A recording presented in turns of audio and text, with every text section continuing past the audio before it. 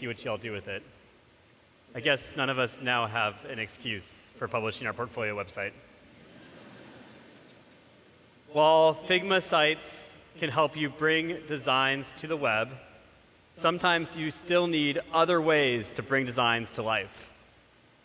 One of the people that inspired us to build Figma in the first place was Brett Victor. He once said, "Ideas are very precious to me. And when I see ideas dying, it hurts. I see a tragedy. To me, it feels like a moral wrong. It feels like an injustice."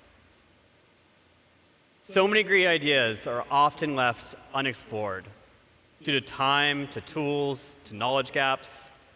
Our next announcement aims to help you take ideas out of your head and into the real world. Today, we're excited to introduce Figma Make.